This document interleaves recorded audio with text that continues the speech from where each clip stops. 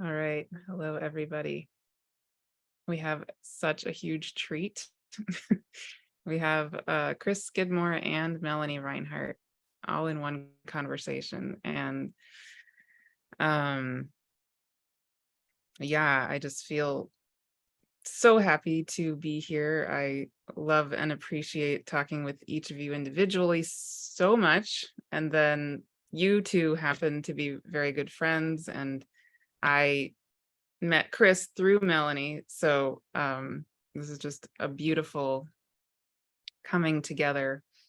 And I want to contextualize a little bit of how dedicated the three of us are to having this conversation because I'm in California, Melanie is in England, Chris is in Bali. So you can imagine the time zones and what it takes to have a conversation among those three parts of the world. So for me, it's a little after 6 a.m. For Melanie, it's 2 p.m. And for Chris, it is a little after 9 p.m.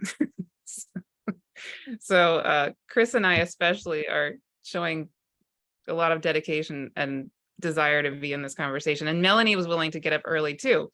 But yeah, so that's the context of where we are. And we happen to be recording this so beautifully on the day of the full moon in Aquarius, which happens to be conjunct Chiron. And those of you who are familiar with Melanie, or if you're not, Melanie happens to be, renowned expert on Chiron, who is the wife of Chiron, and she's also an expert on all of the above. And Chris also is a beautiful astrologer, psychotherapist, craniosacral therapist, and more. And I'll put links to all of your contact information with the video so people can find out more. But thank you both so much for being here. It's going to Thanks be for having us. Yeah. Thanks, Martha. Wonderful. So so Chris and I had a conversation a week and a half ago or so, where we were discussing various things related to the Rebecoming the One Symposium and the Divine Masculine Week, and then kind of an unfolding of a conversation from all of that. And then Melanie listened to that, and long story short, essentially, we all decided to do this conversation together because I think there are just a lot of threads that are relevant to all of us. And it felt like there was a continuation to happen with that conversation and new things wanting to emerge. So yeah, I mean, there's so many directions we can go. And before we started recording, Melanie already was saying things that needed to be recorded. So so we can just dive in. And yeah, the overarching topic that I'm feeling in all of this is the relationship between the Venus, Mars, Chiron, and Chiron dance that's happening in this moment, and also over the next several months as we move into early 2024. So maybe we can just start with either of you. What is particularly alive for you? I know, Melanie, you were having some thoughts, but either of you, go ahead and jump in. Well, I just wanted to point out how deep at this very day, so it's the 1st of August, 2023, wanted to point out how deep we are in some of the key points of the actual astronomical cycle of Venus. And there's a way in which we're in the most significant part of the cycle in terms of it being a specific reference to the transformative potential of what goes on in the cycle of Venus. And I was just saying before we started the recording that, when I when I teach about Venus, astrological Venus, one of the things I always like to say or remind people of is that, okay, you know, Venus is thought of as the goddess of love, love, harmony, and beauty. Okay.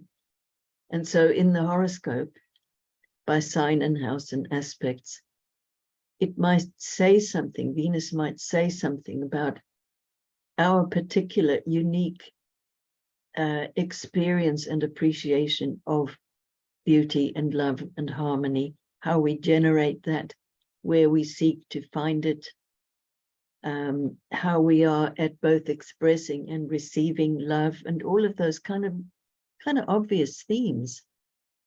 But there's a whole other side to this as well, in that where there is love, we're talking now on the human level, of impermanence. Where there is love, there is loss. The two always go together. Mm. And it's actually quite sobering to think of ways in which that is the case. You know, even life partners, unless they make a suicide pact, which happens, somebody will die first. Somebody will leave for the heavenly realms, or however you want to conceptualize that, and leave the one behind.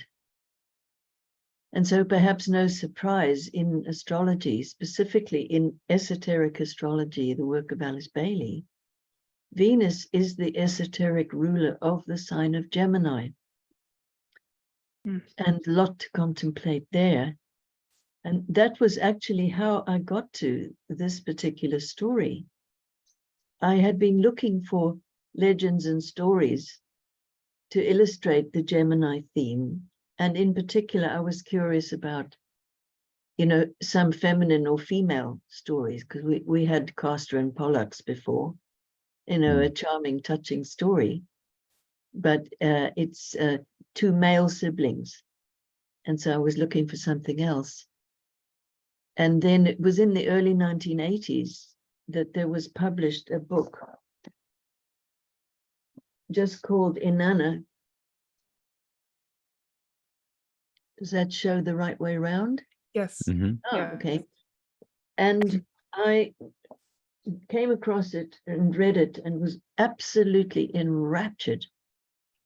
So what the book is it's a translation of some ancient cuneiform texts.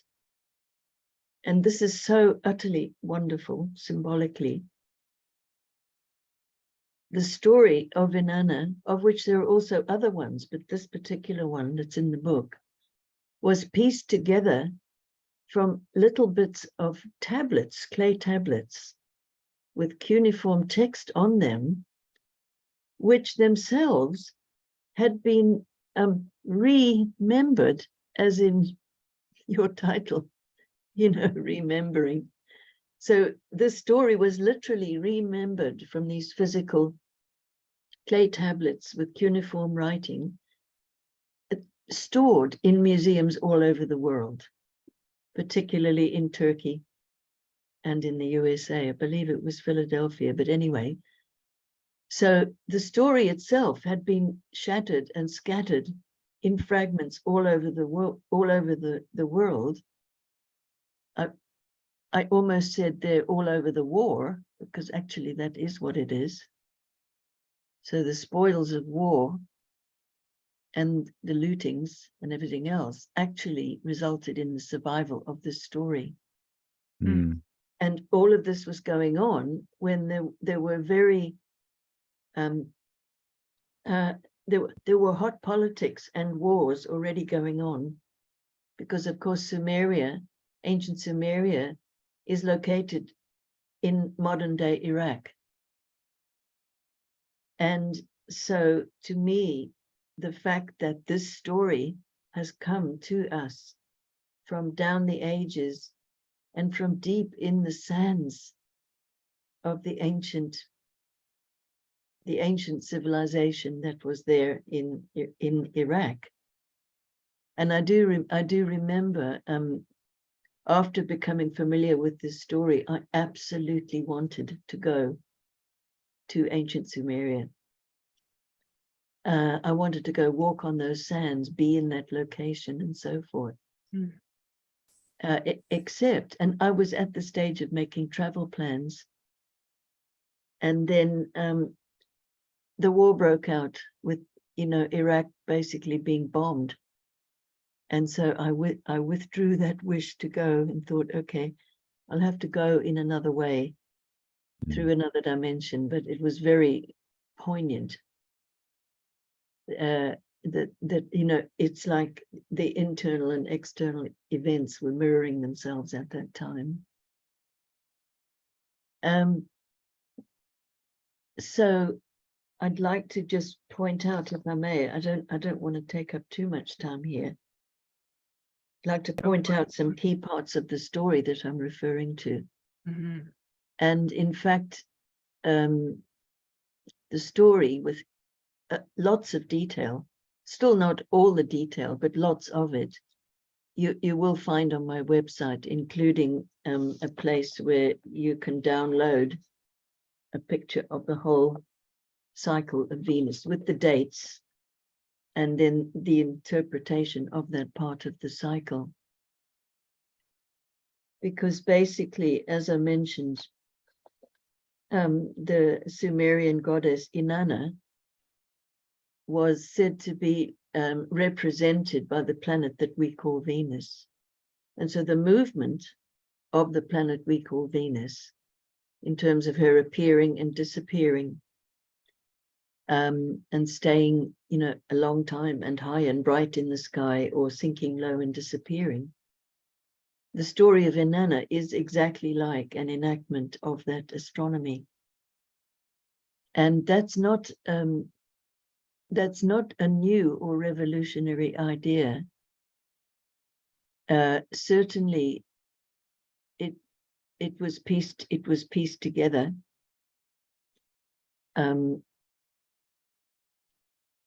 Quite a while back now. And there is that book called Hamlet's Mill by Santayana and Deschamps, I think, where they go through many different well-known legends and mythologies and so forth, and tie them up with astronomical patterns in a very compelling way. And Venus is one of the main illustrations of how that as above, so below, it's way more literal than we might think it is, in the sense that we humans go through our own versions of these mythic stories when they're really playing out in the heavens, so to speak. And the one about Venus Inanna it's a prime example. And the thing is, it happens regularly, approximately every 18 months. And the maths is really absolutely spectacular. So every 8 years, when Venus goes retrograde, she does so in the same place at the same time of year, in the same place in the zodiac as she did 8 years previously, 8 and 16 and 24. You can go back through your whole life, and it's like weaving or sewing. It's like you can catch up with what was going on then and how it relates to the theme of love, harmony, and beauty, and the loss thereof, and what happens and how you handle that. And so a big refinement of our understanding from the head point of view and the heart point of view of what happened, and are there any bits of residue that are calling us for attention at that time. And so there are also, within an 8-year period, Venus goes retrograde 5 times. And so the maths tallies up in the most extraordinary way. I personally feel incredibly inspired by that. So in the beginning of the story, we see Inanna surviving the primal flood. And this could be seen in a number of different ways.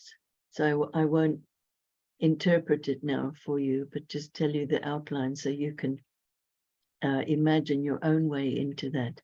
So she survives the primal flood very much alone.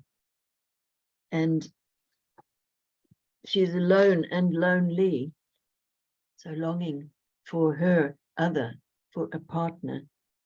And she says, you know, how long before I have my throne, or how long before I have my beloved? And so then the young shepherd called Dumuzi comes into her life, and she is both very attracted to him and has the support of her mother and family, and also very resistant. Here we go with the Mars theme, also very resistant, and keeps bringing up things with which to criticize Dumuzi and to diminish him, and to let everybody, her mother Dumuzi, everybody, let everybody know that she considers Dumuzi not quite up to the mark for her. So she's kind of playing like the queen before she's even actually in that role. She's trying to keep Dumuzi away by being the queen, by being, you know, you can just get the picture. And he responds by putting on an incredibly convincing show of, like, he makes his own case to her, and he tells her of all the things that he can do. And so exceptionally charming, because it's set, you know, in an ancient civilization. So he talks about, you know, the number of goats that he has and how he can manage the activities within his job as a shepherd. And so he, you know, and he's not like pleading his case like the grovel. He's saying, but hey, wait a minute, I am Dumuzi and this and that. So incredible. And he totally wins over Inanna's attention. And in that sense, they fall in love and are together in an incredible ecstasy. And there's pages and pages of the most beautiful erotic poetry. So ancient, just translated exactly. Wondering if I can find a few examples.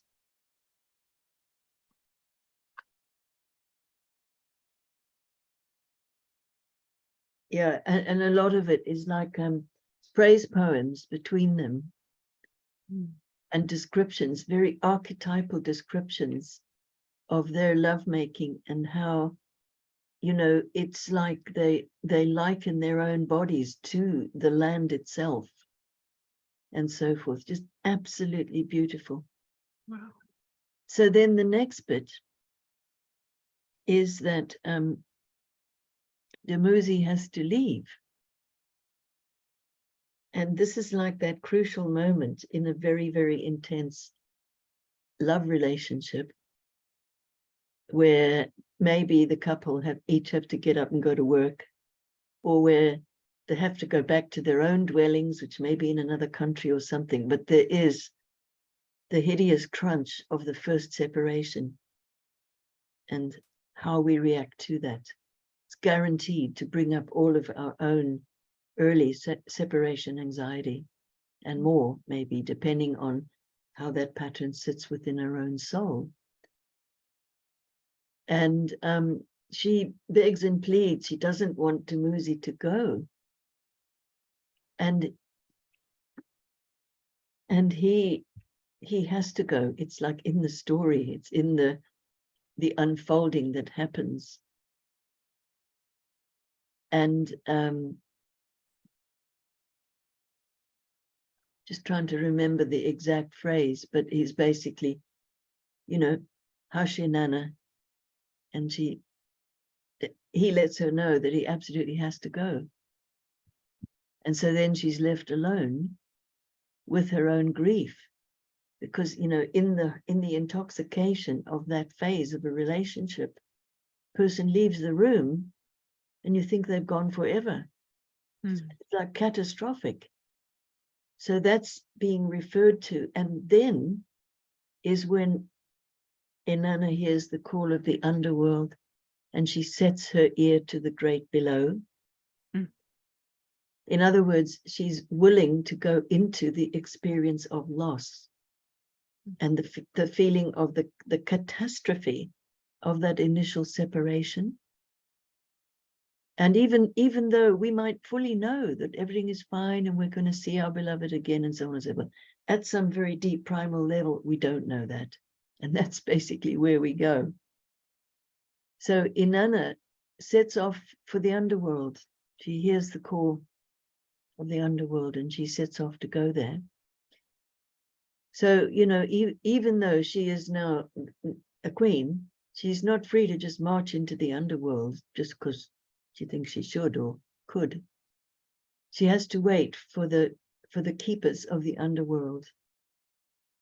And so there are guards or keepers, 7 stages of descent that she has to go through. And at each stage, she loses some of the insignia of her worldly role as queen. And so it goes down from the head all the way down to the feet and the whole body. So it's like a tour down the chakra system. So she has to leave behind her crown, her neck piece, her breastplate. And so it goes on until she's standing completely naked at the bottom of the steps, where lives Erish Kigal, who is her dark sister. And this is why Inanna is going down to the underworld, in addition to the separation from Dumuzi. Her sister, Erish Kigal, is down in the underworld because of the loss of her husband. So there's like 2 layers of it, one in the upper world and one in the lower world. And so Erish Kigal is down in the underworld in full, florid mourning and grieving process. And so Inanna goes down to face, in other words, her own secret or hidden grief. So her sister's down there. And the way Erish Kigal mourns is, one can just imagine it, that she hurts all over. Everything hurts. And she's moaning and mourning about this. And so Erish Kigal will say, oh, my insides. Now, meanwhile, some little creatures have been sent down into the underworld to help Inanna, because Inanna very smartly took the precaution of letting her faithful maidservant know where she had gone. And so these little creatures come down into the underworld, and all they do is mirror Erish Kigal's ranting and grieving and mourning. So when Erish Kigal says, oh, my insides, they just say, oh, your insides. And then, oh, my outsides. Oh, your outsides. So in other words, she's mirrored in that place of extreme grief. And Erish Kigal then, her heart begins to melt, and she asks the little creatures whether, she says, what can I give you in exchange? And they immediately ask for the body of Inanna, who meanwhile has been killed by Erish Kigal and hung on a hook. And so the little mourners who come down and mirror Ereshkigal, first thing they ask for is the body of Inanna. And that wish is granted. And then after 3 days, Inanna has the waters of life sprinkled on her and she comes back to life and eventually makes her way back into the upper world. So that whole little scenario of Inanna's descent and being killed by her dark sister, and then the little mourners coming down and them being given back the body of Inanna and the sprinkling of the waters of life, and her coming back to life and eventually making her way out. It's a whole other scenario on that end. But the bit that we're heading right into now is where Inanna goes down 7 layers. And so that's about a week. So on the 6th of August, that'll be a week before the conjunction. So that's the meeting with Ereshkigal when Inanna is killed and hung on a hook.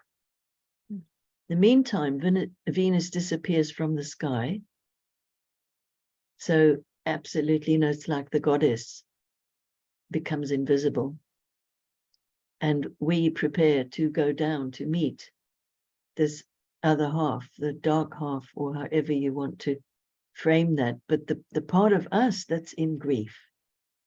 Because you see, at base, this is a story about our separation from the divine and how intolerable that is for us humans and how we have to find a way to make that reconnection.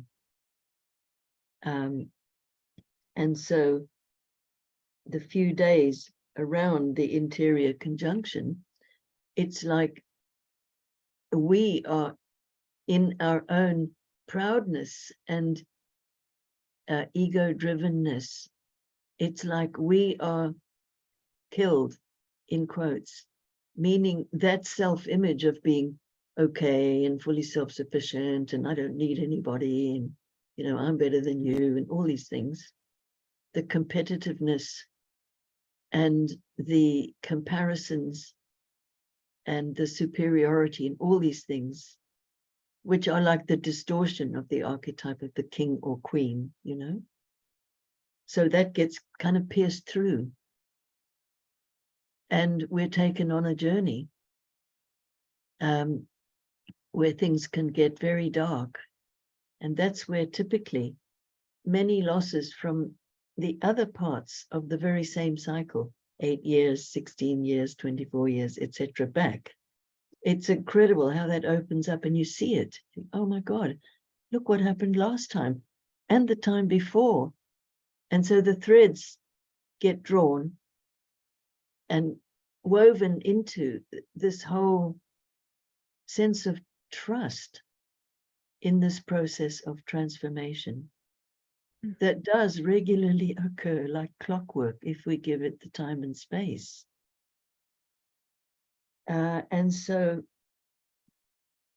there's a period of about 3 days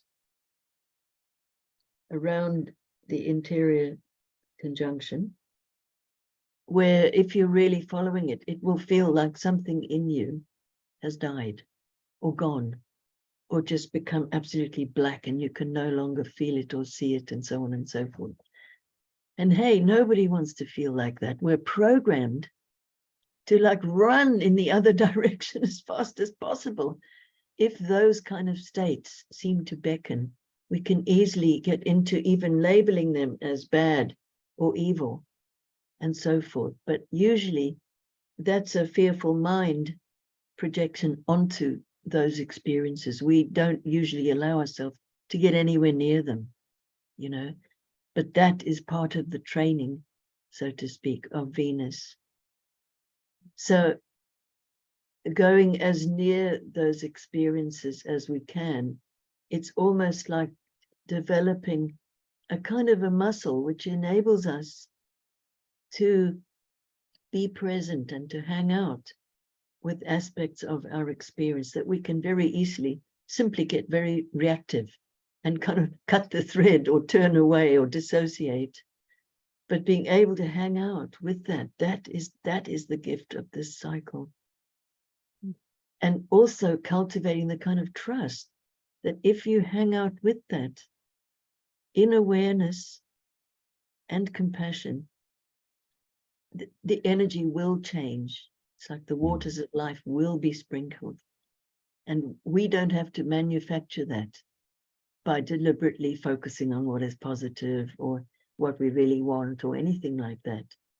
If we can hang out with that stillness and that darkness, the story itself will carry us forward. And this is what we learn around the process of Venus.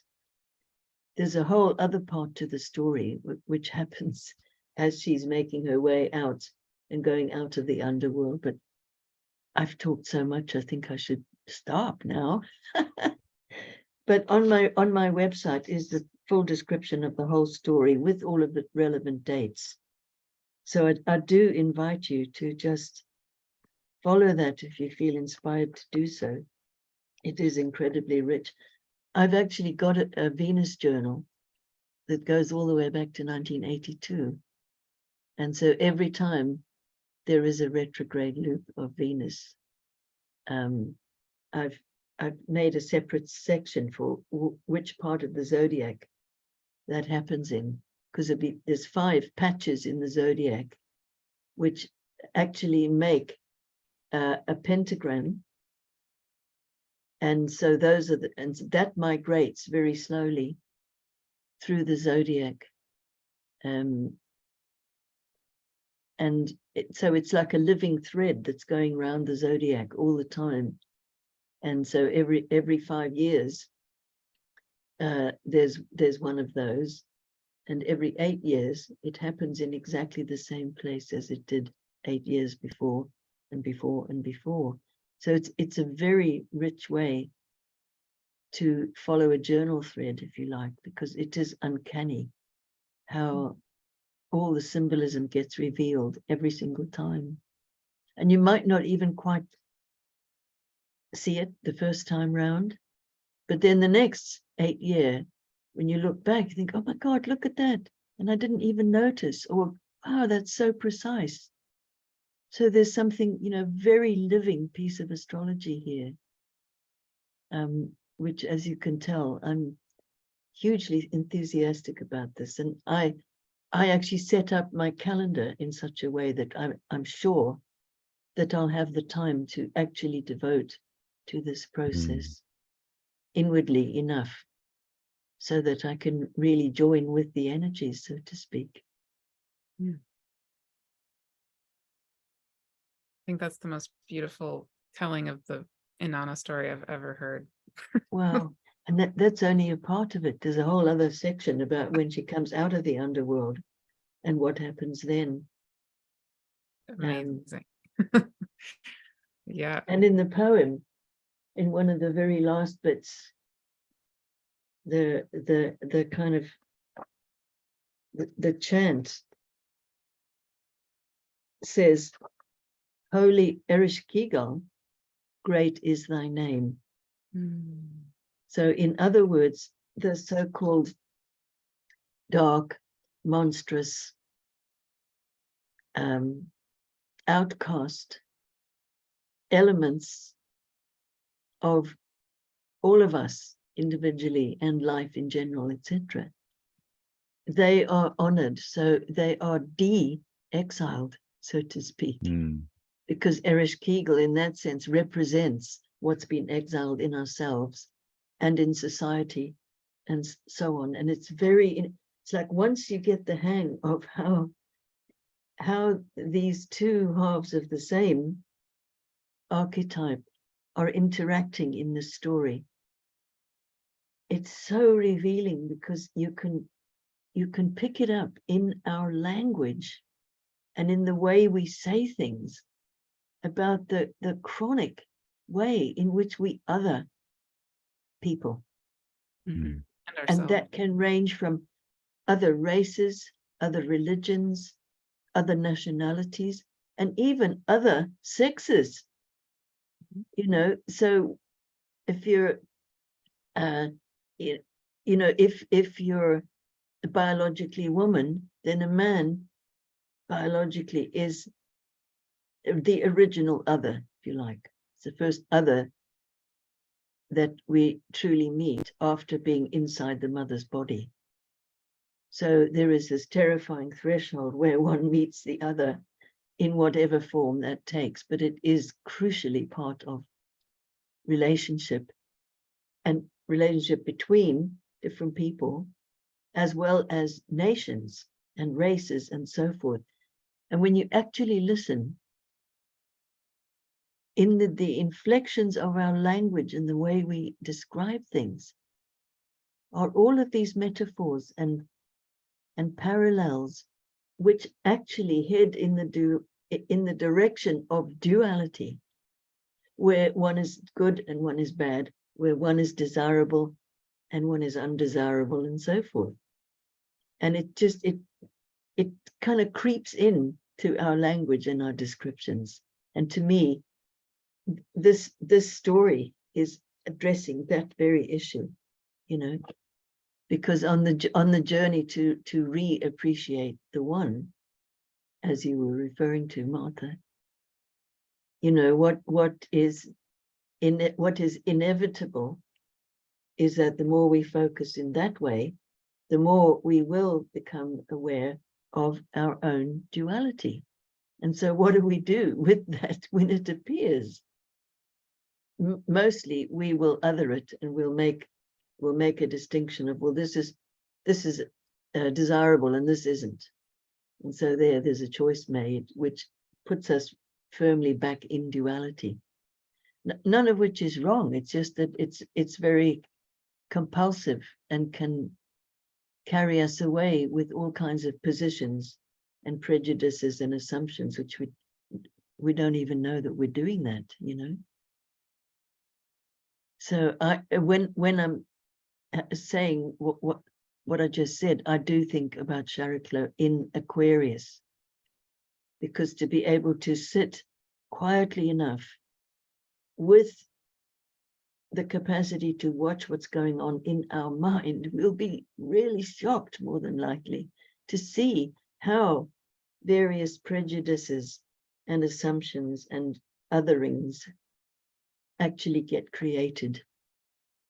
And I do think that that's one of the really major important Aquarian themes at the moment, because Chariklo is there and will still be there, obviously, when the Mars-Venus conjunction finally occurs in February of 2024.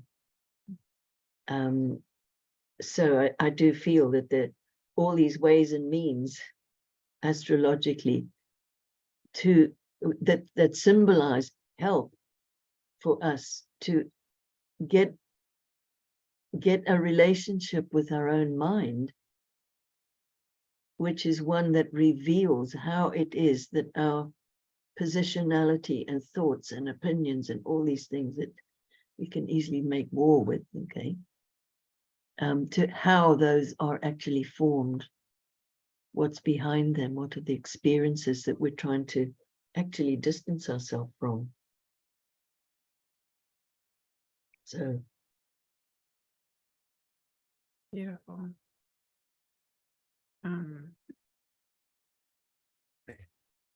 So, Melanie, I just want to commend you for what feels to me, as we just went off air and had a little chat and coming back, but what feels to me as though there's a lot of just sort of dream doors that have opened there, but ultimately you've told us this story, this ancient story.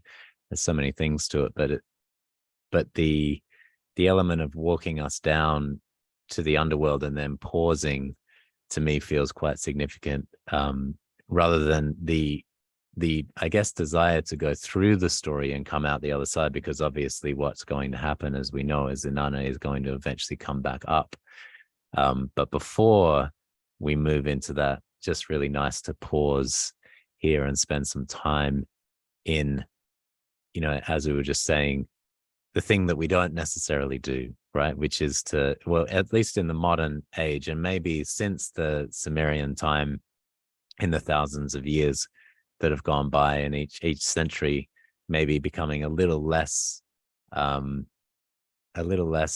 able to hear the call, or desiring to hear the call of the underworld, or, you know, really wanting, or maybe thinking it's less than, or it's down there, or maybe turning it into hell or a devil place or something like that, where it becomes this other thing that I think it's even in the comparison with the Sumerian myth of Inanna and Persephone.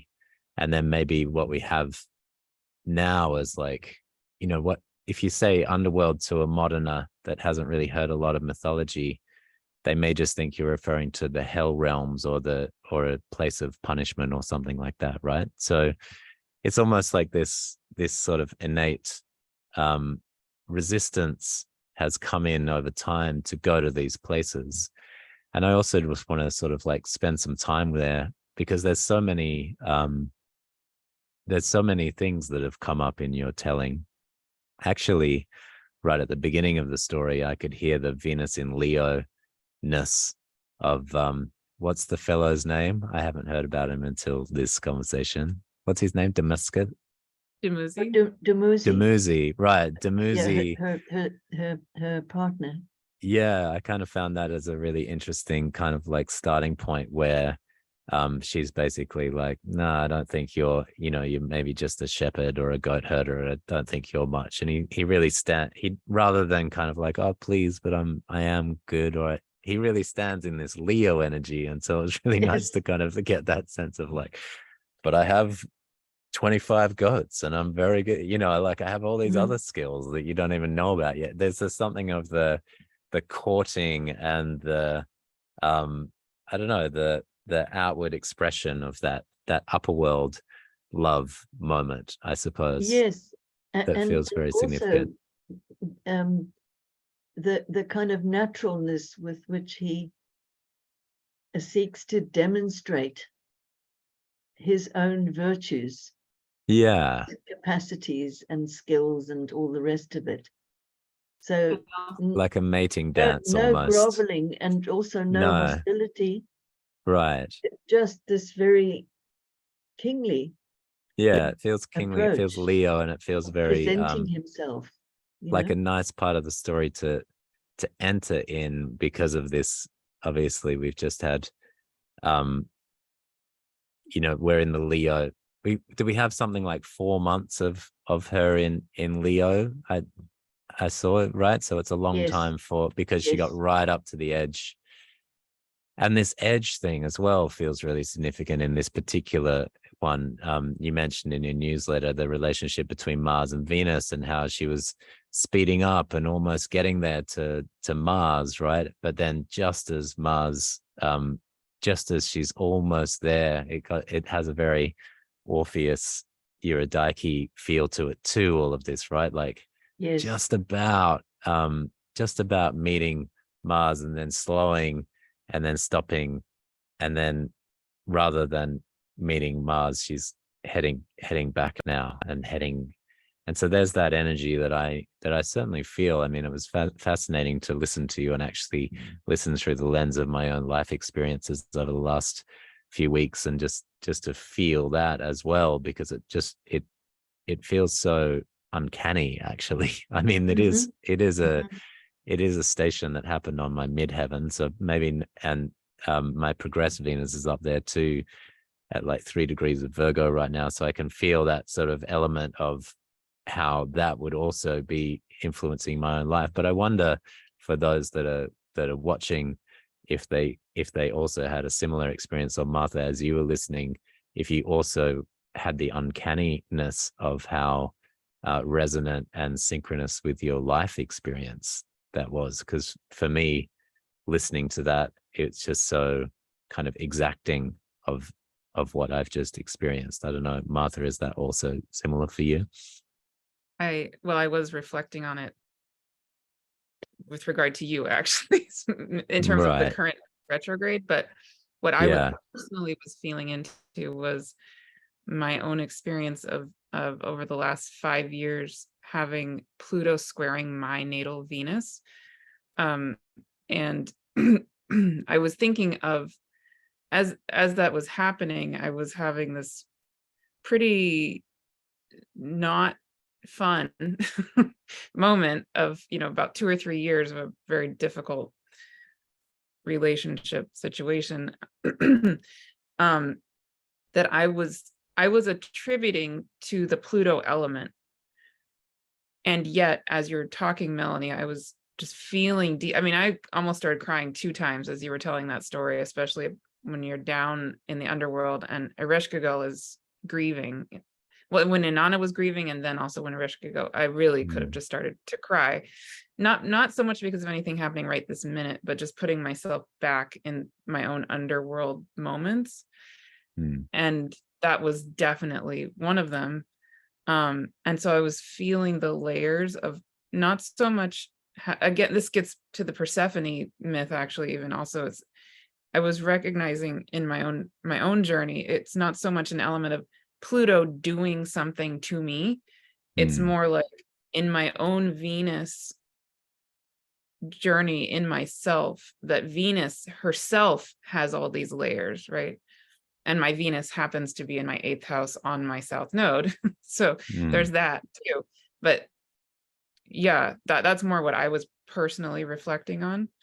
But also just, yeah, it was, I think there's so many layers that I'm going to walk away from this conversation and continue to feel in myself on a really deep level, in a really beautiful way, that it's new to me. I mean, Yeah, I think that's the big aha for me as well, Melanie, as you were talking, because then I'm reflecting on Venus.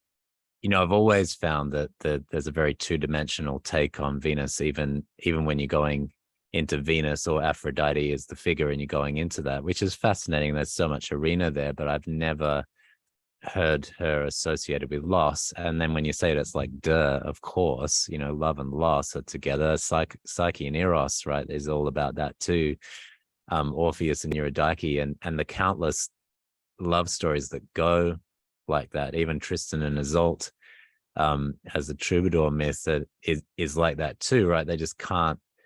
There's just losses lingering around that relationship between Tristan and Isolde the whole time. It's just a given that loss is happening here and occurring within the story of them taking the love potion, meeting each other in the throes of that love, trying to get away from the king's eyes and everything in their love.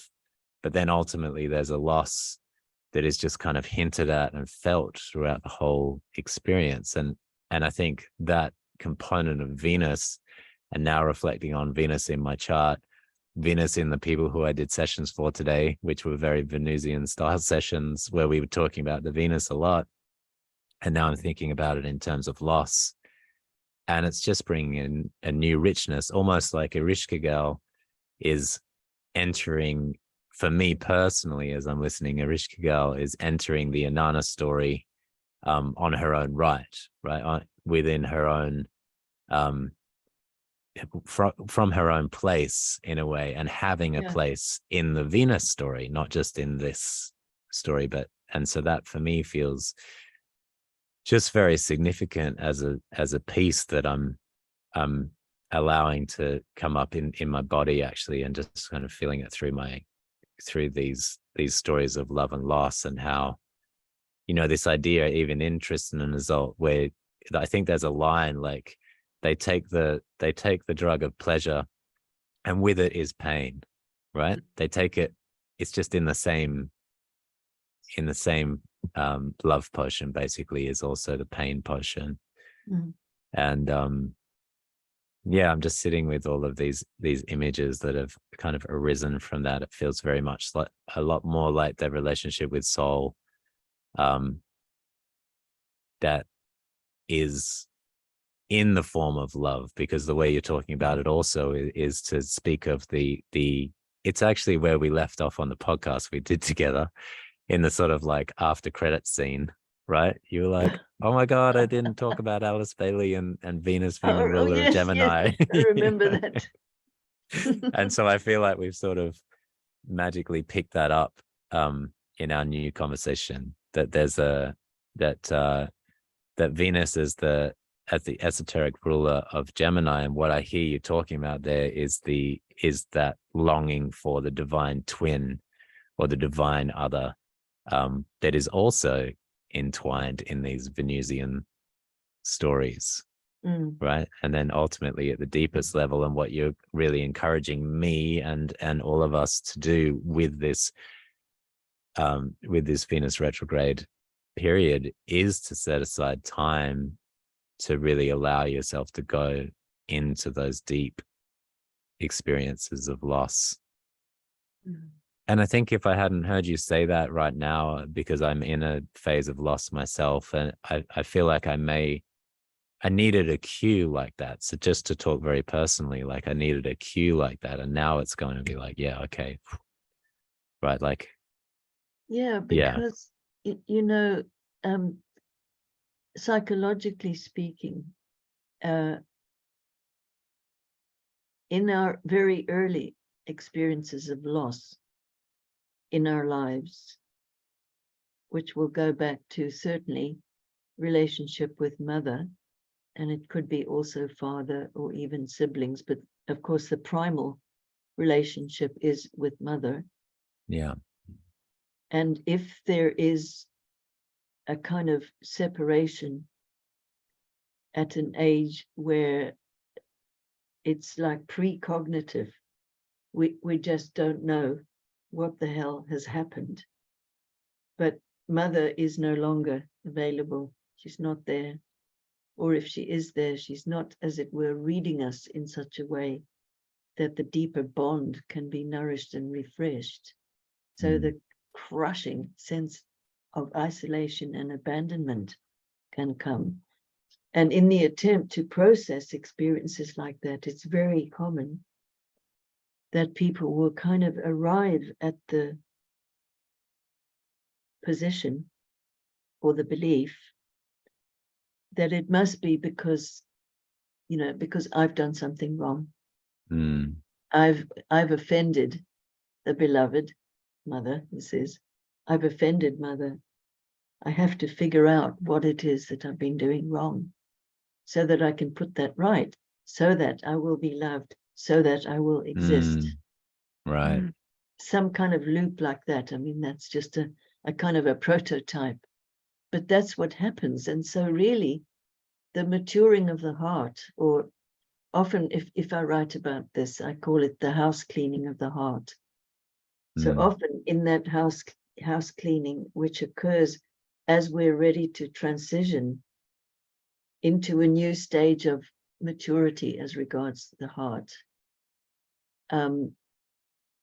then it's as if we recognize the delusion that might have arisen from our own early experiences and are able to finally leave that behind, recognize it deeply enough so that you really can release those ancient thought forms and recognize that ultimately your own sense of self-worth is indigenous and, as it were, from your soul.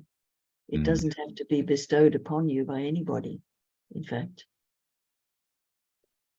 Also, is it okay if I throw in something else there? Yes. I'm reflecting on one thing you said, Melanie, about developing a muscle. I can't remember your exact wording, but that love. Yes, Did you say love? that was, yeah, that was about the capacity to just hang out with or abide with or sit with something, being like a kind of a muscle. Yes. And so what I'm reflecting on partly in my own journey is I'm recognizing that when I went through that Pluto squaring my Venus and then squaring my nodes. And now it's finishing squaring my Chiron because I have Venus conjunct my south node conjunct my Chiron all together, right? And so Pluto has gone 1, 2, 3, and now it's on the third. But when it was squaring my Venus, what I'm now recognizing is, okay, Venus can be thought of as ruling the heart chakra. And one thing that happened for me was that in this deep experience of incredibly painful, what I thought of as loss, this, repeated, it was a relationship where it's like a repeated loss over and over and over again, many times. And what ended up happening for me though, was that it also was an experience that catalyzed a massive spiritual opening in me and a massive opening of my heart, literally, to become this. I ended up feeling like this person was like a catalyst to my heart chakra literally becoming like a tunnel. I started feeling the love of the divine that would just pour through my heart, literally. And in my mind at the time, it was, toward him. I realized later had nothing to do with him. It was just this, it was like my heart was learning to be configured in a new way. And it was like the pain of the opening and the experience of the loss was almost training my heart to become a very strong, sovereign muscle. Does that make sense? Yeah. But it took a lot of, fortunately or unfortunately, I experienced a lot of pain to get to that point, but it did eventually happen, right? It took 2 or 3 years. And now it's like my heart chakra, my heart muscle is a completely different being than 5 years ago. I don't know if you have any thoughts about that, but that's part of what's arising as you're speaking. Well, I think that, just referring to what you were just describing, that, these absolutely massive, long transits, such as the ones from Pluto, or even Neptune, Uranus is a slightly different kind of energy. At that moment, actually, Neptune happened to be on my sun in my 7th house also. Oh, So, okay. in addition, yes. Right, that will do it. Yeah. That it's often not possible to process things at the time that they're actually occurring. And here I think of, Pluto ruling Scorpio, a fixed water sign. And basically you can't fix water unless you freeze it. So just like a meal where you can't eat the whole meal all in one go. And so then, if possible, it makes sense to take the bits that you're not able to eat yet and freeze them, put them in the freezer so that you can get them out of the freezer in perfectly fresh condition and carry on with another meal, And I think it's a bit like that on the emotional level. Sometimes circumstances are such that they just don't support us being able to drop everything and allow the energy to work through us in such a way that it completes. I'd say that's more the exception than the rule. And sometimes what happens is we go to max and then the rest has to be frozen. And so the rhythm of freeze and thaw and freeze and thaw, that's literally actually what happens to Pluto as it goes around the sun in its orbit. Another breathtaking analogy of it, as above, so below. So we also literally freeze and thaw as we go around in the orbit of our life around our own sun, which of course is connected with the heart. Mm, mm, mm, And mm. it's so graphic, you know. Mm. And so we do have to sometimes freeze experiences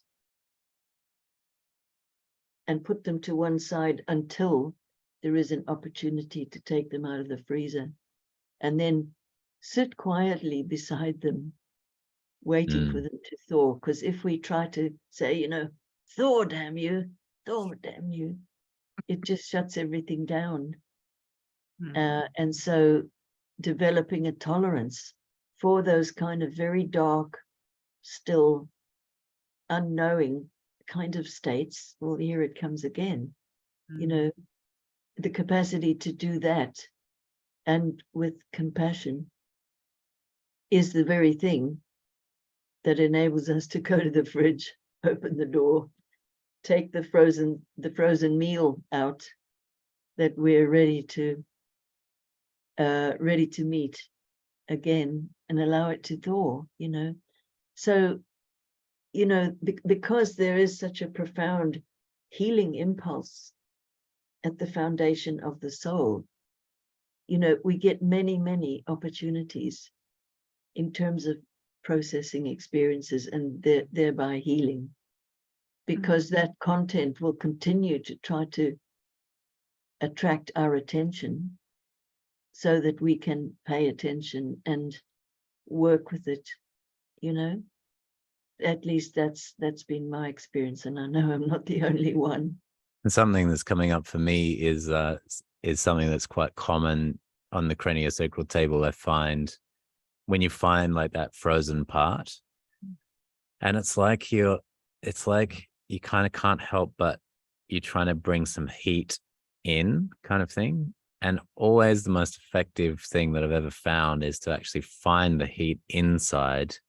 Because if you imagine, if you find the heat inside the ball of the little frozen ball, the little Pluto frozen ball, and if you find that, then it can really be this thorough sort of building of the fire from inside of that, and then that can come all the way out. Whereas when we bring in the heat from the outside into that frozen ball, it's sort of like it doesn't have enough heat. If it's an external, you know, like that external heat can sometimes get the inner fire going, but really it's kind of like, this is why I think this myth really gives us a subtle choice, right? It's a subtle choice, and it's a choice, as you're saying, Melanie, that we don't always actually have. Because when you're in the midst, like when you're in the really at the heart of a Pluto transit and everything's directly on the point, it's very rare that we actually have it. You know, things can be going in, you're kind of in the experience too much to have that you can't be inanna and kind of go like, I'm going to go down, you know, or the myth sort of asks us the question, do you have the moment to say like, wait, I'm going to go down to the underworld and make that choice? And I think it's kind of like a psychological question that feels left open in a way. But usually when we're really, any of us that know of our Pluto transits, we don't kind of think that we can just pause anything. It's more like control is all lost, and then the chaos is happening, and forces bigger and more powerful than you are just sort of stripping things from you. And so you're in the experience of the traumatic thing happening.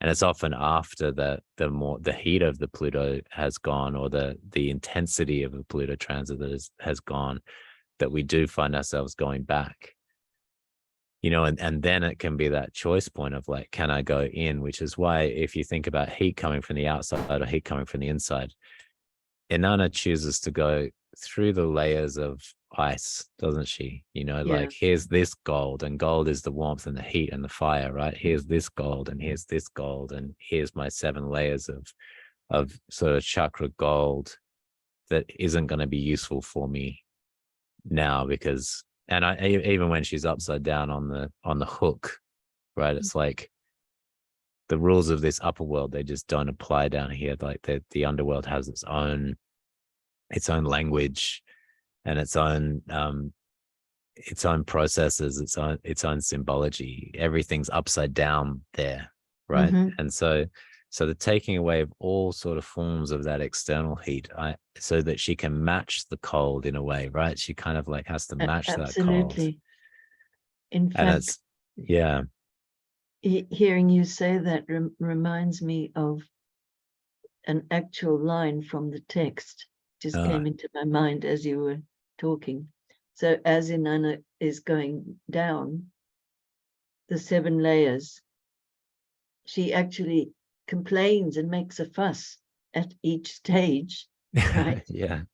And so she complains and makes a fuss, and the guardians of the underworld respond each time, and each time they say the same thing, which is, hush, Inanna, the ways of the underworld are perfect and must not be questioned. Whoa. Oh my goodness. So, Okay, I could cry again. That's really something. Yeah, that's beautiful. Wow. So, you know, it is a world. That's the one that we don't, That's like, the it's one. And that in our minds, that, we're like, no, it should be this way. It can't. exactly. Why is that person doing that thing? And the whole, you know, but that hush, yeah, that's really, wow. Mm. That's beautiful. Yeah. Mm-hmm. And I'm just also drawn to these figures that come down and just repeat back to Ereshkigal. That's such a, it's kind of like echo, you know, and Yeah. I remember you also talked about this. I think I got this book from one of your recommendations, but Hermes and His Children. Oh, yes. That book from Rafael Lopez. And he talks about echo as being part of the psychotherapeutic process. And, you know, Carl Rogers in the 50s sort of just repeating back. Yes. And it sounds like that, but, you know, 3,000 years ago or so. And the element of not being tempted into fixing anything or trying to change anything, but simply mirroring and repeating back. And that being actually, as Ereshkigal announced to them afterwards, very helpful, so much so that she wanted to give them something in return, right? That how helpful it is just to have that thing repeated back to you. Yes. So you can hear it, so someone else can sort of like just mirror it back to you, and that being enough in a way, right? Yeah. And so, you know, with what you were exploring there about heat, so the frozen piece of ice and heat, what came to mind then is that you know, even the impulse to offer heat to this frozen place, right, is a way of othering it. But if one can acknowledge the feeling of coldness and frozenness, that's really the only place from which to start. Which is to and say, then one is embodying the warmth to warmly acknowledge. Which is why I think it's such a profound statement that it's just hush, the ways of the underworld are perfect, right? So it's not that this ice here needs heat. Yes, in a nutshell. Because that would be bringing your upper world.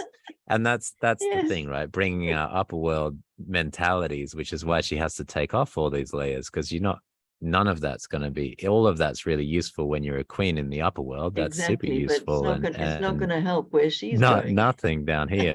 No. You got to be naked on the butcher's hook upside down and basically dead. So you have to be fully mirroring the underworld. And it's such an enormous act of faith, I feel, you know, especially when we lose touch with stories, healing stories like this, because the story gives us a structure of sorts, right? It gives us a form to follow within our story mind. And when we lose stories like this, you know, it's sort of, we get stuck in the upper world. And I feel like that's very much in, you know, it's interesting. We're in the Aquarius full moon, and one of the things that came up because you shared while we were off air the Sabian symbol for 9 degrees of Aquarius, and you said it was a flag that had turned into an eagle. I find that really fascinating because I really got the eagle. Now I'm getting the flag. So it's sort of like nations and different mentalities nations might have. But the eagle really brought to my mind the abduction of Ganymede. Yeah, right. And which is one of the stories associated with the sign of Aquarius anyway. Yeah, because Ganymede is the water bearer. And this is a story told by Venus as well. So this is in the Homeric hymn to Venus, where she tells the story of Ganymede, because she's telling sort of a series of stories within her own hymn, in the Homeric hymn, that is. But that element where the eagle comes down and snatches Ganymede and takes him up. So it's Zeus in the form of an eagle, or Zeus's eagle, or it can be like seen as like a whirlwind sort of thing that comes down and snatches him up. And it's something that I'm sort of, that to me is the feeling of being potentially stuck in the upper world, like no longer able to sort of comprehend an underworld process, as his father Tros, who's left behind, he doesn't grieve in the way that Demeter grieves when she loses Persephone. He's just kind of like, oh, what happened? And then Zeus comes down and gives him his 2 magical horses, and that can run on water and things. And he's like, oh, cool, we got these horses now. You're like the total opposite of any grieving. It's like, well, at least I got these horses. So Might have lost actually, my son. Yeah, like a dissociation in a way. Like a dissociation. Like, no, oh my God, Yeah. I've lost my son, but now I guess I've got these really cool horses, and everything's fine. Like it's okay now.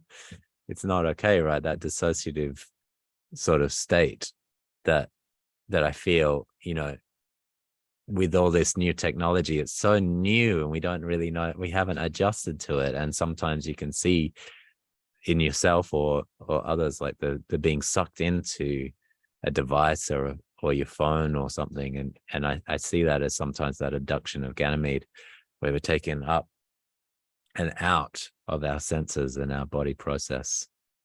Wow. I love that association of the technology and the story of Ganymede. That's really amazing. I love it. Right, like taken in and out. I don't know if you know the story, Martha, of Ganymede. Are you familiar with that one? Yes. Not at all. Oh, sorry. I mean, it's literally like a couple of paragraphs in the Homeric hymn to Aphrodite. Like it's the only place that I found it anyway, but it goes through the whole sort of process. And basically Ganymede is the prince of Troy. So he's the son of the king Tros. And Zeus just takes his he just becomes erotically, I don't know, enamored by him or something. He just kind of like has to have him in the upper world. And so sends down the eagle or sometimes a whirlwind and just snatches him and takes him away. And so Tros 1 minute is like, oh, my son's there. The next minute he's just gone, just taken and abducted and up. And he becomes the cupbearer of the gods, which is the association with Aquarius, because ultimately Ganymede and Aquarius is like the water bearer or the cupbearer that we see in the image related to Aquarius. But yeah, like I've been really pondering the abduction going up versus the abduction going down, which would be more a Scorpio process, obviously, as we imagine it, and the Demeter Persephone myth. And Inanna obviously isn't abducted as such. She has more choice in her story. We can certainly talk about whether Persephone also has choice, as you'd said, Melanie. Maybe it's our modern understanding where she doesn't, but she certainly grabs the flower with 2 hands, the Narcissus flower. She really yanks that out. So maybe that's a choice on her part. This Lost book Goddesses has a version of the Persephone story where she makes the choice, actually. Yeah. Love. Yeah. Yeah. And it's certainly, it's implied in some ways, even in the myth that comes down to us now, that she, because of the 2-handed, it's very specific that, at least the version I'm familiar with, that she puts 2 hands on that flower And that's what lifts up the entire underworld. The roots of that flower go down into the underworld, and she lifts the whole thing up. And that is the chasm. Out of that chasm comes Pluto in his gold chariot. And I think it's also significant that he has a gold chariot, just like Helios has, just like the sun god has. But he has the black horses instead of the white horses. Anyway, I'm throwing lots of images around, but I felt it significant to bring that in because I feel like, you know, there's that layer as well, and the fact that Mars and Venus, when they do get together, will be in Aquarius. And I wonder what it, you know, where it can take us. These images, to me, it feels like the father-son split because of the Ganymede-Tros split, and how it's a different kind of a split than the mother-daughter split, or, you know, any of the combinations of those. But anyway, I don't know, Sky Father's being taken up and out. And then if you're already up and out, how to comprehend coming firstly back to the body before you can get to the underworld, right? Like, it just seems like a long way from all the way up there, stuck in the upper world, then coming back to the body, then going down to the underworld. And it's a concept that I've thought of while we're watching Pluto make its way into Aquarius slowly over 18 months, funnily enough. But the process of going in and back out. Absolutely. And can I just throw in one other craniosacral thing that's coming to me? I can rarely talk in craniosacral terms and have any understand it. So this is great. But the other thing I find when I'm doing craniosacral or therapy on somebody, or, you know, energy work, is, you know, really basic, that sometimes, like, you'll put your hands, let's say, on the back of their occiput, and you can feel the rhythm, and I, you know, I'll get the instinct, like, okay, I can feel that the rhythm is doing in and out and in and out. But it needs to, it actually, what's going to help it come back into real balance is if I let it go all the way in, or out, right? Like if it's similar to what you're saying, Melanie, about Hush, you know, the ways of the underworld are perfect. It's like the ideal in a craniosacral rhythm is that it's going to be an even, rhythmic in and out, like this, typically, right? That's true. And sometimes the body knows that it needs to go in and stay in for a while to help it, in a sense, die. Not really, but it goes to a still point, right? And it stops. And then eventually it's ready to go. Right? Yeah. Or the other way, maybe it'll go out and die. And then, you get what I'm saying? And to speak on those terms, you know, if there's an insistence that this is how it should be, Yes. then that's the abduction by the Sky Father. or the anything. It's just the abduction and the dissociation and the bypassing what's actually really needed. Rather than it's getting just away from the is, right? Yes. And that's it. So that's the ideal that pops into these things, and that's the one to really watch for. And of course, when we're doing that form of very subtle body work, we're catching ourselves doing that, right? Because it's so human to say, like, well, the ideal of this system would be this, and then therefore this person will feel a really great session, and when they go away, they'll be really happy. You know, it's like, Hush, the ways of the underworld are perfect, right? Exactly. It's kind of like coming back to that. Mm-hmm. Yeah. I'd like to add on a little piece about Aquarius. Yeah. Coming from the story about Ganymede. Yeah. So Ganymede as the cupbearer of the gods and so forth. Now, in fact, he has a predecessor cupbearer of the gods. who was a goddess, who was the daughter of Hera and Zeus, one of their offspring, and her name was actually Ganymede. So Oh, the wow. feminine version, and she had other names as well, one of which is Pandia, Pan, all, Dia, the gods, so all the gods. Huh. And the other one is Hebe. Hebe, yeah. So Hebe was the goddess, under that name, she's known as the goddess of youth.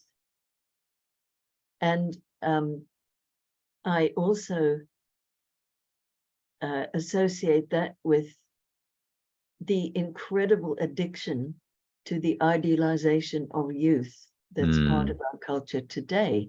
You know, many people making many millions in terms of plastic surgery and, you know, doing all kinds of things to stay young or get young, kind of thing.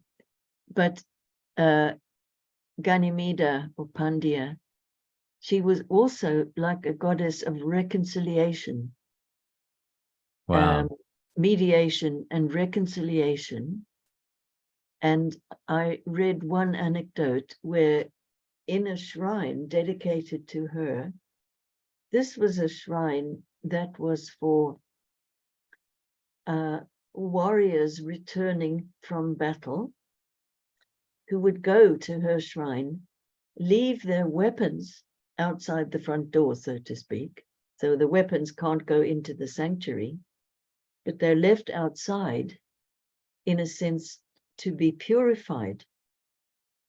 And so in that area, she was known as the goddess of reconciliation. Wow. Or the generating of peace. And I thought, totally wow. Now, what's also absolutely stunning about this, so you were referring to Hercules at one point. Yeah. There. So when Hercules, right at the end of his life, when he's wearing this poisoned tunic, which had been given to him unwittingly by his then wife, Hercules does eventually die from the poison. Again, it's like an equivalent of the Hydra. And he did die from this poison, which was on an arrow of the centaur called Nessus. And as Hercules was dying, it was actually Hebe or Pandya or Ganymede who received him into the after-death realm and guided him up to the snowy heights of Olympus, right? Where they having met in this transition, this post-mortem transition, they got together and became husband and wife, and they even had offspring. So the lifelong series of complete relationship disasters that bedeviled poor Hercules in his life. Yeah. Well, when he come to make the transition and let it all go, none other than the goddess of youth herself met him. And as they connected, they became man and wife, even had two children. Could be more, I only know about two. So the most amazing story of a complete transcendence. Well, that's such a beautiful one as a carry on from the conversation that Martha and I just had, isn't it? Because, you know, when we were in the thick of that, you know, ultimately we were trying to speak to the masculine wound.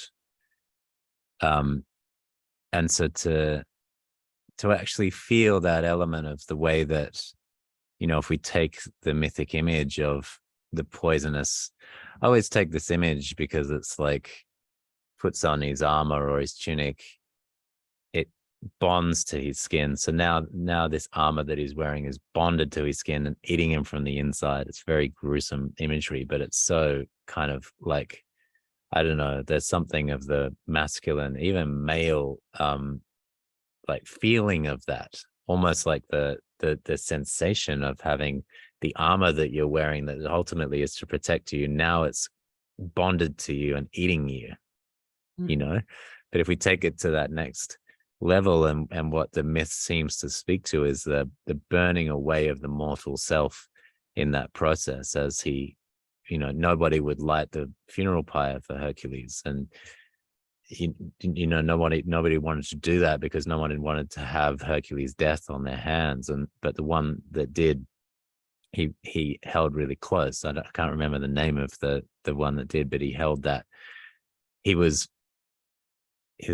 had a lot of love for that character who was able to light the funeral pyre for him, you know. And then he sort of burnt away the mortal self and arrived and now you're adding to, because I knew that he was with Hebe, but I hadn't heard the reconciliation, the putting down the weapons, the sort of being welcomed back sort of home.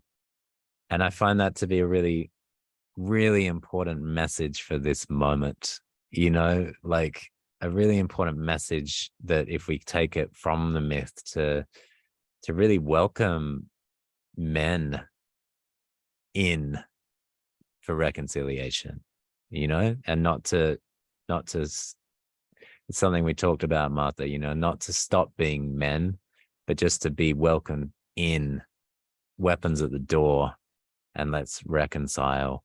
Because, you know, you'll need the weapons still, but leave them at the door for now, come in and reconcile. And that's a really beautiful image that I find has sort of sprung out from this conversation. It touches me as a man, and, you know, like as someone that's felt like men have been sort of demonized and written out of the story recently, you know, quite literally when it comes to, you know, Marvel and things like that, the superhero movies, they've quite literally been written out of the story and replaced by women. And it's sort of this message of like, life's going to be ultimately better without you, you know, which men take on board. And that's why, you know, three out of every four, as I mentioned, suicides are men.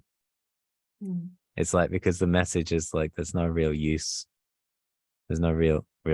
or purpose, and life would be better if you just weren't here.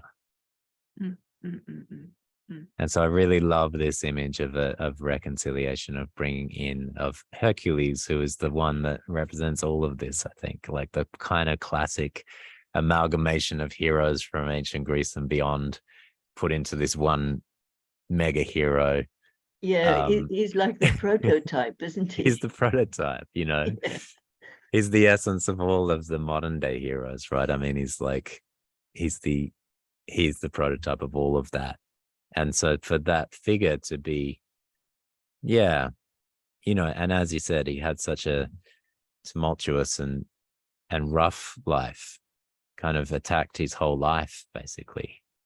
And his relationships were, yeah, horrible in a way, or had definitely had nasty endings to them, you know. So that this feeling, I don't know, there's something in the energy of that while we're discussing that kind of like movement down into the underworld, there's something of when Hercules does ascend, because that is, he does go up to the upper world to be with Hebe, or Ganymede, as we can call her now. I didn't know these other names that she's referred to. But you know, that is that ascension that is also really valuable in that character's journey. It isn't so much a snatching away like Ganymede in that story, right? It's more, he's gone through everything now. I mean, Hercules even went through the Eleusinian mysteries to do his 12th labor. He had to prepare for that by going through the Eleusinian mysteries, which is to reenact the Demeter Persephone myth, right? And so you have this mythical character enacting a myth in order to enter the underworld, because he has to go and bring back Cerberus, the three-headed dog. I mean, all these images. This is why I love mythology. It sort of speaks to the complexity of it all. But yeah, after all that challenge and all of that heartache and all of that loss, I mean, he goes through extraordinary loss in his own life, Hercules, especially his first wife and how that happens. And for the weapons to be put down and him to be brought in for reconciliation just feels like a really significant piece that I'm going to sit with and journal around and spend some time with, because that feels like, yet another really beautiful image to pop up out of this conversation. Because I don't know if this is still currently true, but certainly within living memory, there are still people alive, indigenous people, where the customs amongst the people were such that any warrior who had gone to war, fought battles and so forth, was only allowed back into the civilian world after participating in all kinds of ceremonies of purification and reconciliation and so forth. And I first heard about that with I believe the Zulu people in South Africa, and I know that is within living memory. I don't know if literally they still do it today, but the feeling was that it wasn't appropriate or even safe to let warriors come back into civilian life without going through a whole transition and transformation in order to heal the wounds that they may have experienced. God, I mean, of all the lost rituals that I ache for, that one, having not heard of that before, but I mean, that makes so much sense. And just think of all of the trauma that just gets unleashed out into, it's wars are just a reality, right? Like James Hillman's book, A Terrible Love of War, one of the stats he says is that at any point in time in history, there's always 3 wars going on. And you can go back as far as you want, and there's always going to be at least 3 wars happening at any point. So given that war is kind of like a fact, it's almost the norm to have ritual like that. Would just make so much of a enormous, if it was effective and deep and honored and culturally sanctioned ritual. I'm just thinking about, God, all of the the big ones, right? World War I and World War II, and the soldiers coming back, and how all of our families have been deeply impacted by that. Yeah, exactly. And how, Chiron went into Aries in 2018. And okay, this didn't suddenly switch on in 2018, but certainly since then, and with additional emphasis from the pandemic and all that. But the big spotlight has been shone on the whole world of trauma and PTSD and so forth, which didn't even have a name before. They were just the experiences of absolute total devastation that people would go through as a result of war. Whether they were in the armed forces or not is, that's neither here nor there, but the level of trauma which people do experience. And that's coming more and more into conscious awareness now, rather than being somewhere else and dissociated and telling all kinds of hero stories about war. And it's not that that's false. It's just it's only a small percentage of the total experience, which does include a lot of nameless trauma, and that's really coming into view now. And it also makes me think of the work of Thomas Hubble. You Mhm. can find him on YouTube. Thomas Hubble, and also, of course, Gabor Mate, Mhm. who is just so strongly the voice of the traumatized. He really gets it. Yeah. Mm. And I mean, this could be a whole other 2-3 hour conversation, but then I think ahead to next year and the fact that when Venus and Mars are conjunct, Chiron will be on the north node of the moon precisely. And that's happening in February of 2024. And then the April 8th eclipse, solar eclipse, will be within, the new moon will be within 1 minute, 1 minute conjunct Chiron in Aries. I mean, whoa. Yeah. Yeah. So yeah, there's like the role of this healing, whatever it, yeah, I mean, again, I don't know if we have time really to do that today, but if either of you want to speak briefly to, just the role of Chiron in the next month, to me, it just feels absolutely massive and beautiful. And yeah, I don't know if you want to share any thoughts on that right now. Yeah, I think there's a whole period of time, several months, I would say, where the theme of Chiron and the node. Yeah. And additional to that, of course, with Chiron still in Aries, that reflects immediately on whatever Mars is up to, because Mars rules Aries. And so, with Mars being conjunct Venus in Aquarius, I mean, that makes me think of the post-mortem existence of Hercules and Ganymede, Mm. It's like the perfect resolution of the story, but on a whole other level. It's not the case that he manages to heal himself of the poisoned wound from the burning shirt, and there was no reconciliation, as far as I know anyway, between him and his wife, who put the poison on the tunic in the first place, supposedly not knowing. And there's a lot of places in that story where you have to think, hang on a minute, how is it possible she didn't realize what she was doing? Which is, of course, a big subtext in that story, all about false innocence. And that's what happens, without some encouragement to just bear with and sit with things. That we always have to be the innocent one with totally clean hands, and it's not me, Gov. I didn't do anything, kind of thing.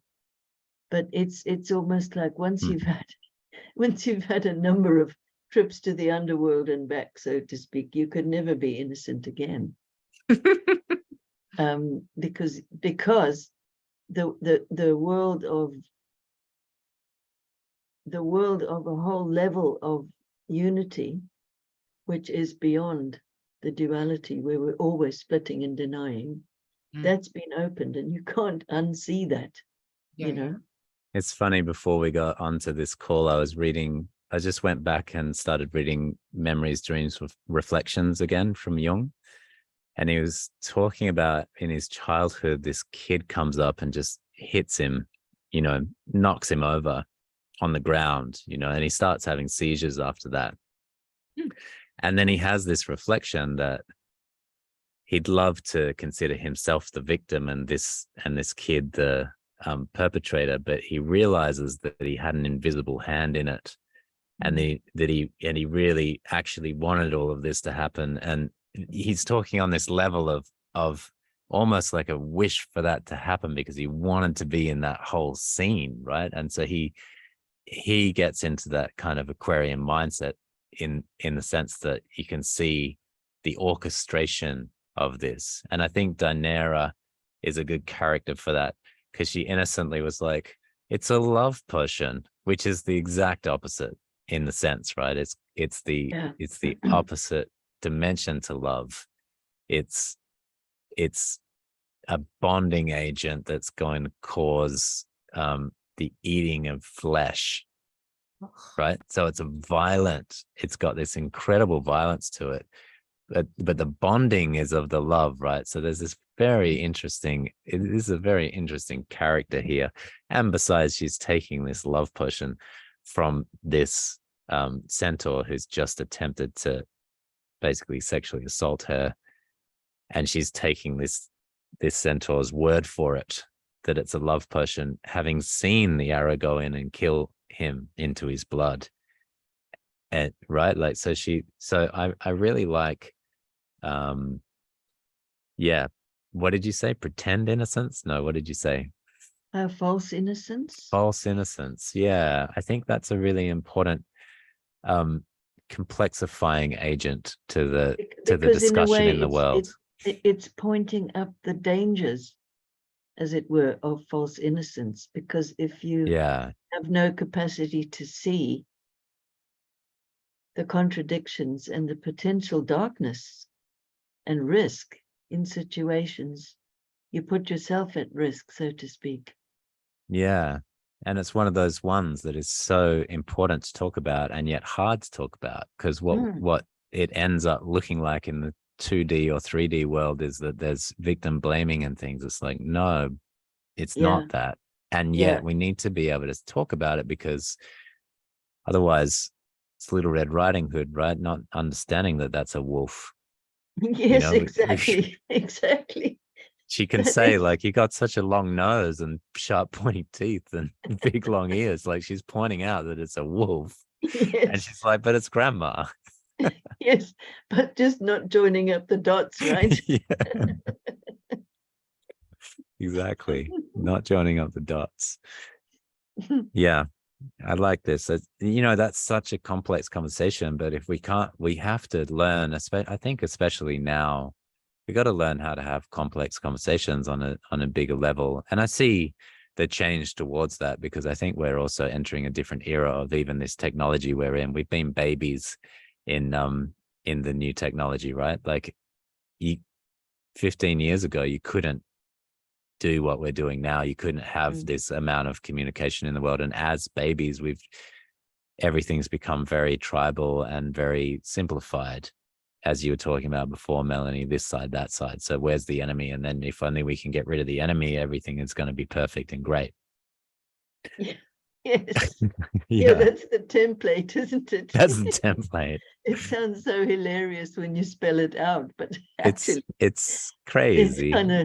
It's kind of very, very, very much omnipresent, Yeah, and I think that we got to learn to have complex conversations, and I think that's why things like myth, I think astrology also makes its way into this conversation, because you can't, if you're really going to learn astrology, you have to be thinking with multiple minds, right? You have to be going in to what it feels like to be Venus, what it feels like to be Mars, to be Pluto. You can't stay in the one mind and learn something like astrology, just like the same with mythology, and the same with craniosacral therapy, right? You can't go in with one solution. You can't go in with Hercules Club for that task, right? You got to have multiple solutions at hand, and that's got to be arising from the field ultimately. So yeah, I think, and maybe that is part of this as we move into 2024 and we move into that eclipse season and Mars Venus coming together. Obviously, both Chariklo and Chiron being involved in that. They're figures, aren't they, for this very thing? I always think of Chiron as being both and, right? He's mortal, immortal. He's animal, human. He's a great symbol for being able to hold the complexity of multiple parts in the one being. And so, yeah, I do feel like Chiron, having only just been discovered in 77, right? So he's also still new astronomically and astrologically to the show. Yeah, Right. but Yeah. but ancient as far as his mythological roots, and certainly as a figure mythologically, he points to something way back. Do you get the feeling, Melanie, when you're taking in the mythological material, it's like, yeah, and you kind of want to, there's a lot of like those fragments hidden around the world that puts the Inanna story together. It's like, Yes. there's hints to like who this is, the shamanic one, the one that links back to indigeneity and being able to speak to the world fluently. That this character is an ancient character that takes us way back to some hidden knowing that we can all sense, like a cellular memory, all that, almost like the mnemosiny of the cellular remembering, sort Yeah, of pointing all the way back. absolutely. Absolutely. And but by extension, other kinds of creatures that are not what we would recognize as a human being or even an animal. So these hybrids, they are another kind of realm. They're not the same, even though, when they're depicted, they're half horse, half human. Yeah. And that's kind of the best we can do with something that truly is so other and possibly so ancient, or maybe even so contemporary, but yet to be perceived. I even sometimes think there of the whole realm of what we might loosely call ETs, extraterrestrials. I mean, that's a whole big subject in itself. But clearly there are beings of one kind or another that are being perceived and interpreted. And so the whole question of, well, who's doing the interpreting and on what basis? So that really depends on how broad the repertoire of the person who is perceiving these as to how they will be perceived. And then, of course, the mass media comes in there, making, kind of spreading a template which will influence the way people perceive them, which is why I always still really enjoy Jung's material on UFOs and that kind of thing.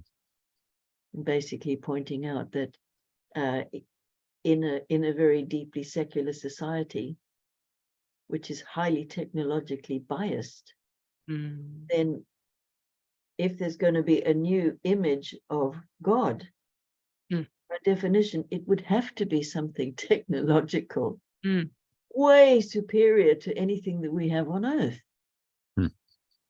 Just because otherwise, hey, it wouldn't even be worth thinking of in terms of a God image, right? Yeah, right. But a God image would have to have that. Otherwise, well, it's no good having a God image that can be totally outdone by technology. You see what I mean? So anyway, interesting. that was Jung's take on it. And I just think that's a total wow, I've also been thinking about something Brian Clark said about, like, so we have the centaurs as hybrid animal human, but there's these new gods, right? The new gods are human machine, and that being the new hybrids. And that's also an emerging mythology. I mean, it's around, but it's emerging, isn't it, as far as our relationship to the machine world. So yeah, that's a whole other range. Yeah, absolutely. I wanted to just tie back before we closed, one thing coming up for me in terms of holding the everything. As you're talking, I'm thinking of my dad having just died last December. And I can't remember in one of the interviews I did with one of you, I might have mentioned this at some point, but I definitely mentioned it in various interviews I did for Rebecoming the One symposium. But there was this, just the brief version of it is that my dad for me, definitely represents a lot of complex, hurting masculine, and a lot of good, both. So long story short, he was living in Thailand. He was retired in Thailand. I live in the United States, but I was born in Thailand, and so he died in Thailand, but his family is in India. Okay. You can wrap your head around all of that. So my dad's cousin went to Thailand, got my dad's ashes, took them to India, and they were buried in a family plot in India. Actually, within about 2 hours before Pluto went into Aquarius on March 23rd. Interesting. Okay. But so the story of how he was buried, though, was that his cousin, who got his ashes and took them to India, to the family plot there, my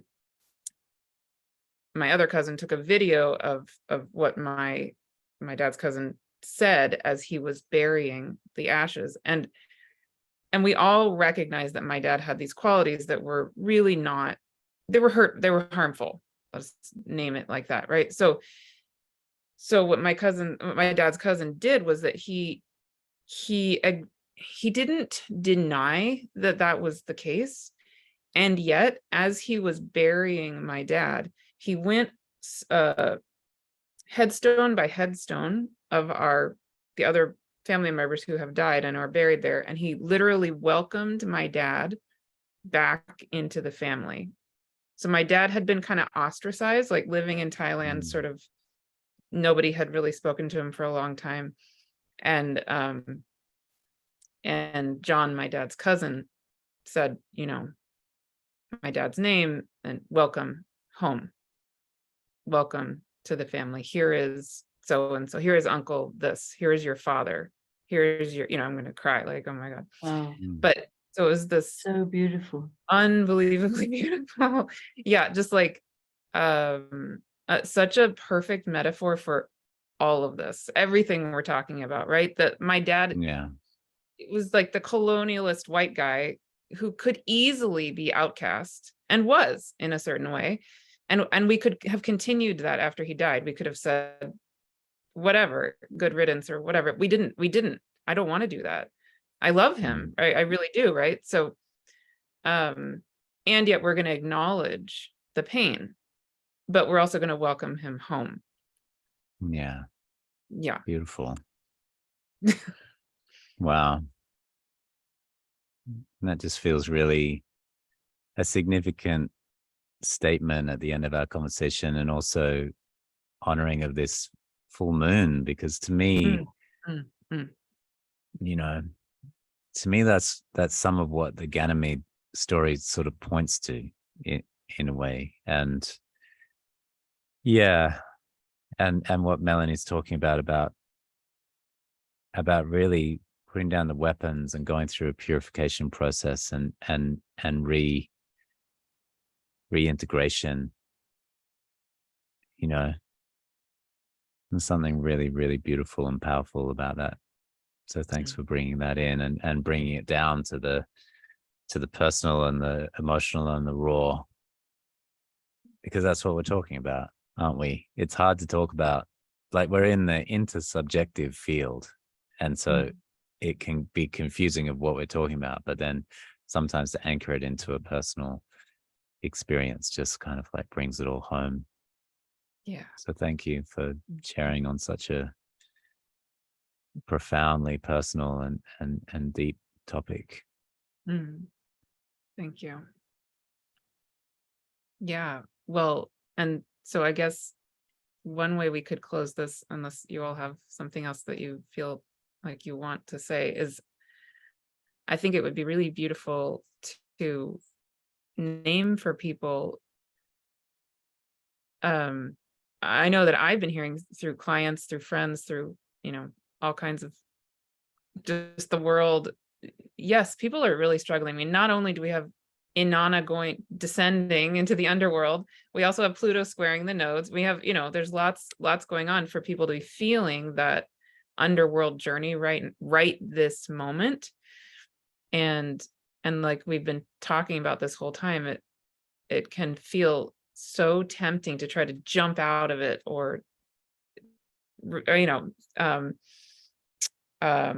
get upset at every gate, every layer that wants to be taken off of us, right? And maybe part of actually even throwing that tantrum or crying or whatever is part of it. It's part of the grieving. I feel like it is actually really important for letting go of every layer. So I wouldn't say that that's bad. And I'm curious what arises for each of you to say to people, or open for people, or suggest, or what can we do in this time to really be, maybe even be the chair club, maybe even be, I don't know, whatever arises. Who are our allies right now? What can we kind of look to? Anything, what's there for you? Well, I might start so that Melanie can close us out here. But I am going to take from something that Melanie said of, if you know your astrology, look into your Venus and see how it feels to look into her as a symbol of loss too. And that might give you a way that you personally go into states of loss and grief, because I'm just realizing in my own chart, that's true. That rings true. And so that can take it into the more subjective realm, because grief and loss is incredibly subjective. So to embrace your chart from Erishkigal's point of view, you know, and to take it as Venus at the center of that, because that's the process that we're in after all. And really listen to the symbol without anything that I've got to say about your symbol, right? But listen to that symbol in terms of Venus as a marker for how you best go through loss. Yeah. See where that takes you.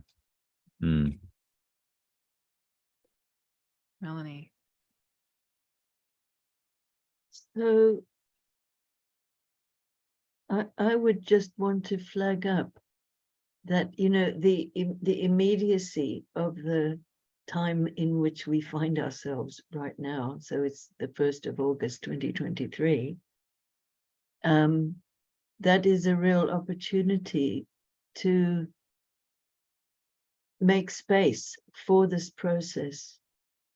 And in that sense, qualities such as patience and trust, even if you don't have access to directly feeling that, but you can also know that they're in there somewhere, even if you totally don't feel that. That's okay. But just the practical act of setting time aside or tweaking your schedule to give you enough time to just sit with it, be with the process, can be hugely useful. And, you know, on my website, there's usually an up-to-date list of the dates on the Venus cycle. And so if you dig around on there, anytime you feel like you feel that you're being called, like Inanna was called on a journey to the underworld where she sets her ear to the great below. Well, anytime you feel that, just know that the kind of architecture of this story, being as it reflects a completely real cosmic process that seems to be very intimately tied to the processes on Earth that we go through in our soul as regards relationship, and that opportunity really is always there. But during these parts of the Venus cycle, astronomically, it seems to be very strongly in focus. Beautiful. And the other thing arising for me when I think of the Venus cycle or any conjunction with the sun is that as we descend to the bottom of the underworld when we get to the bottom of the underworld when Venus is conjunct the sun. Am I getting that right? Is that correct? Yes, but Yes. that is when Venus is retrograde and conjunct the sun. Mhm. A direct a conjunction of Venus and the sun when she's going direct has a whole different dynamic to it. But the one that I've been mainly referring to in our talk today, it was when Venus retrograde and conjunct the sun. Which is going to be happening. Yeah, which is that's the underworldy journey. Yeah. So when I felt into that conjunction, what I recognized in myself, at least, is when we go down, down, down, down, down, what is there at the bottom is the sun, is the light, right? Okay, so it can feel so scary that we're letting go, letting go, letting go, letting go, letting go. And then my feeling is then we get to God or the divine or ourselves or whatever it is, whatever that light is to us. That helps me to feel like I can release through the layers because it's okay. Like even if we die, even if Ereshkigal kills us, and which is actually a necessary act, we can release into the death and then right. So Yeah, and to bring into that just the image of remembering that Pluto's chariot is golden just always helps me to know that for some reason, that just like Helios, it's a golden chariot. yeah. Melody, do you have any last word about what you feel like you find at the bottom of the underworld, or any thoughts about that? Well, there's something about the waters of life being sprinkled on Inanna, and thereby she is actually resurrected. So that's not something that we can do, like if we've been, as it were, killed and lying there in the underworld pretty helpless. It's not that we decide, okay, now this is the moment where I go get the waters of life and sprinkle them so that I'll come back to life. We can't do that. Yeah. It's like the flow of the story is what we're required to trust, really.